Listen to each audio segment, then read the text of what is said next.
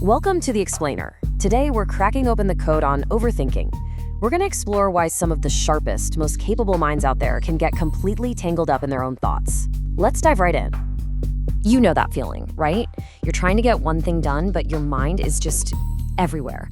It's replaying old conversations, mapping out a dozen different futures, all at the same time. It is absolutely exhausting, and for a lot of us, it's a feeling we know really, really well. And that, right there, is the big paradox we're going to unpack in this explainer. Why does a brain that's so good at analysis and problem solving so often turn that incredible power against itself? It sounds like it shouldn't make sense, but as you're about to see, it's actually perfectly logical. Okay, so here's our game plan. We're going to start with that core paradox, then we'll break down the specific brain traits, the superpowers that can misfire and cause overthinking. Then we'll get into the psychology behind it, what triggers it, and we'll wrap up by looking at this whole thing in a completely new way. All right, first up, let's really get into this central idea, this strange, often frustrating link between having a really high-powered brain and the tendency to get stuck inside your own head. Now, this is a really crucial shift in perspective. The goal here isn't to convince you that there's something wrong with you that needs fixing. No. It's about understanding the unique way your brain is built and seeing how its most powerful features can sometimes create, well, some pretty challenging side effects. So what are these powerful features we're talking about? Let's look at the very superpowers that we usually think of as signs of intelligence and see how, under the right or maybe wrong conditions, they can become the actual engines for our anxiety and indecision. So research pretty much points to 4 key traits. You can think of them as these mental superpowers that are the main drivers here. Let's break them down one by one. Okay, superpower number 1, pattern recognition. Your brain is an elite, world-class detective, always looking for connections, causes, and effects. And while that is amazing for solving complex problems, it does have a dark side.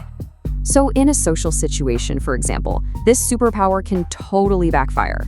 You might find yourself just obsessing over the tone of a coworker's email or replaying a tiny facial expression a friend made, convinced there's a hidden meaning.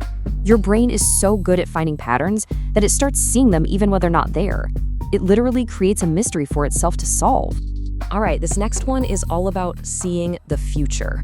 You see, a highly analytical mind doesn't just see 1 or 2 possible outcomes for a situation. Oh no, it sees this huge, branching tree of possibilities, and it sees the potential disaster lurking down every single path. Think about a simple decision, like asking for a raise. For an overthinking mind, that simple choice instantly explodes into this spider web of what-ifs. What if they say no? What if they think I'm ungrateful? What if they fire me? Your brain isn't just planning, it's trying to solve every single potential failure before it happens, and that, right there, is the fast track to total paralysis. Now, this next superpower is fascinating because it takes something we think of as a virtue and it turns it into a real challenge. We all think humility is a good thing, right? Well, when it comes to overthinking, it plays a really surprising and kind of counterintuitive role. You've probably heard of the Dunning-Kruger effect, right? Where people who don't know much think they know everything. Well, this is basically the opposite of that. Highly intelligent people are often painfully aware of how much they don't know.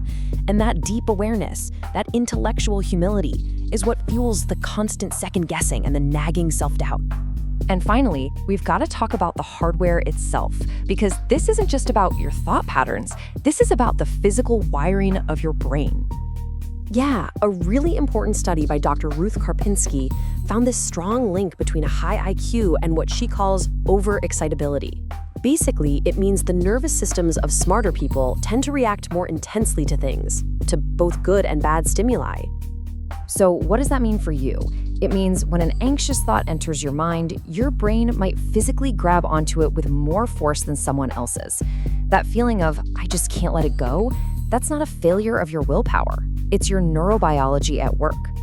Okay, so we've looked at the what, the cognitive superpowers.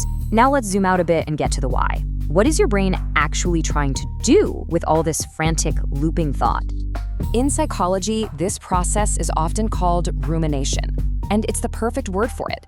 It's like a car wheel spinning in the mud. You're hitting the gas, the engine is roaring, you're analyzing the problem from every possible angle, but you're not going anywhere. You're just digging yourself deeper. That is the core engine of overthinking. But why do we do it? At its heart, Overthinking is actually a coping mechanism. It's a strategy. When you're faced with uncertainty about a big decision, about the future, your brain falls back on what it does best, thinking. It has this deep-seated belief that if it can just analyze the problem hard enough, it can somehow wrestle back a sense of control from the chaos of the unknown. So now we know about the wiring, and we know about the deep psychological need for control. So let's look at what actually sets it all off. What are the sparks that light the overthinking fire in our day-to-day lives? Well, it's really a mix of nature and nurture. It could be your personality, a tendency toward perfectionism or self-doubt. It could be a learned habit from a stressful time in your past where overanalyzing everything felt like it was keeping you safe. And other things, like loneliness or even just your genes, can make you more likely to fall into these loops. So after digging into the mechanics, the psychology, and the triggers, we finally land at the most important question of all. How are we supposed to think about this whole thing? And this right here is the big reframing. Overthinking isn't a bug in your software that needs to be deleted, it's a feature. The very same system that lets you see complex patterns and anticipate the future is the same system that gets stuck. It's not a flaw, it's just a feature running at full power. And that's really the powerful question we want to leave you with today. If this is just part of how your mind works, then the goal isn't to fight it or shut it down. The goal becomes learning to manage this incredible power, learning how to work with your brain, not against it.